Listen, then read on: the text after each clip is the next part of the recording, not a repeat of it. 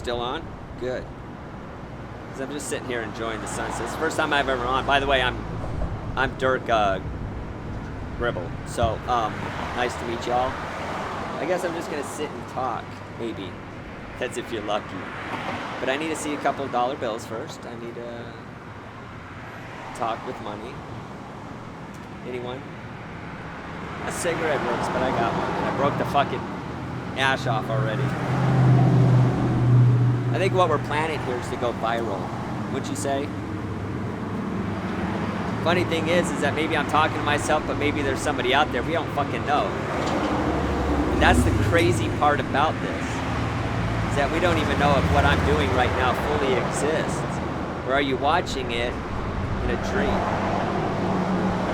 Yeah, that would be pretty funny, because if that's the case, I think I'm going to do a few more funny things. Little crazy things. I might get a little perverted. Who fucking knows?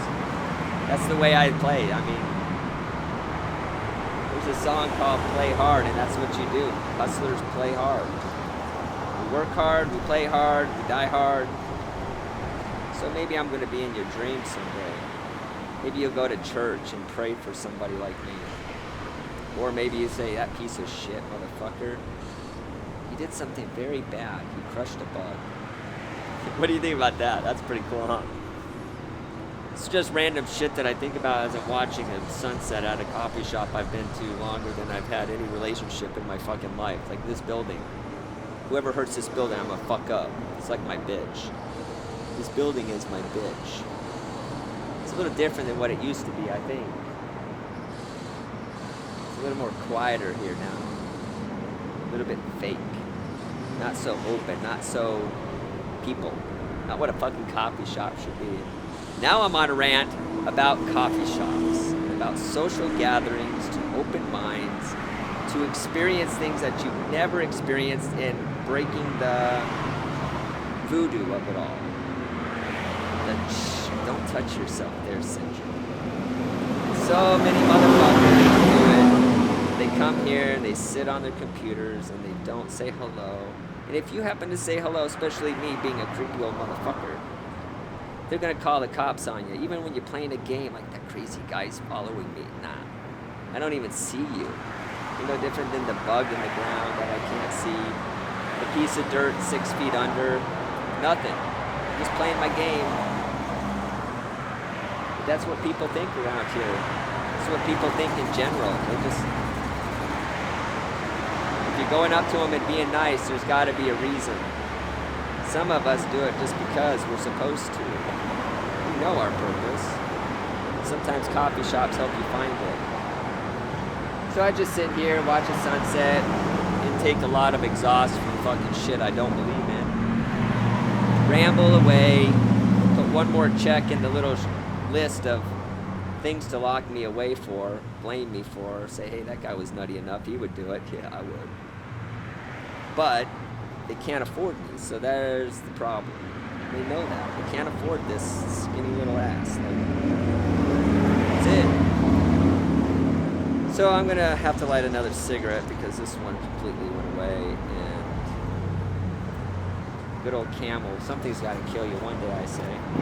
If it ain't the coffee, if it ain't the pussy, it's gotta be the tobacco, one of the three. So, you just gotta keep going as much as you can, drink as much coffee, lick as much pussy as you can, smoke right after, it's the best way. And if you can do it all three at once, then you're really set. So far, have I lost anyone? Have I freaked you out? Are you crying to mommy? Are you going to church and saying, oh God, I saw the devil? If you've done the last, that's what I wanted you to do. I wanted you to say, holy shit, that guy is the devil. Because I got you fooled. Again, my name is Dirk. Maybe most of you probably won't get it, but, you know, like me and my friend sitting there, or he moved. Never mind. He's the only one that gets this Dirk thing. And that's the funny part about the whole thing.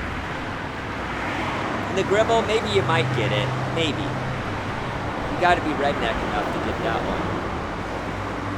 You gotta be okay drinking your piece of shit crappy beer in an alley, hanging with the best buds you can. Why? Because No matter what, they got your back. You don't find a lot of them like that. It's kind of like Billy the Kid when he said pals, young guns. That's all you need is a few pals, because if you got them, you don't have to worry about it. And if you can go out like he did, fuck yeah. It's better than Capone. I mean, he kind of had the shittier end of it. Maybe that's the symptom. I don't know.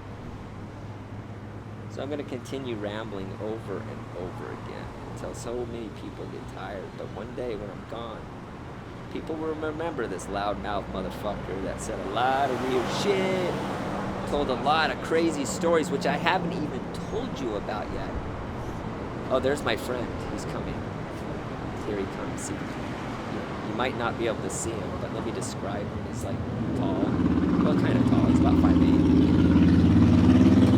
He dresses like a James. He drives a motorcycle to school and drives an old Mustang. He's kind of a cool cat. Although he combs his hair incorrectly. I think it'd be a lot different if he grew it out a little bit.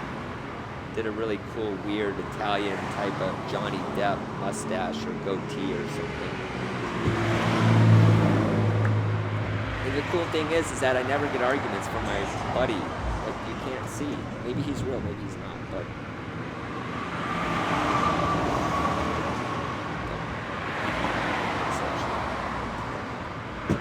I'm very curious to see what I do to make people, listen to a few words, whether they're mine or someone else's. Reminds me of a little quick story that happened recently with this man that obviously has some kind of, I'm going to say mental disorder, because he comes up to us drooling half the time in the morning. But if you just let him hang out a little bit and let his meds kick in, because you all know how that is, come on. We've all had one of those days where take the colored ones, they're the best. Those kind of days, well, that's what he does every morning. He finishes drooling, he buys coffee, and he asks everyone how they're doing. The other day I'm sitting down thinking about people and their gossip and all the shit that I'm starting to hear around here, which quite honestly, shut the fuck up, you pussies. Shut the fuck up, because this guy has a question that he asks in such a way that, what do you want to do in your life? What do you wish for? I had to sit there and think, and I know the reason. I'm here for love and gratitude, which some of you get, most of you don't. And I told him, I said, I know my purpose, it's love and gratitude, but I hope I do the job right before I go to my boss, because, like, it's a pay raise.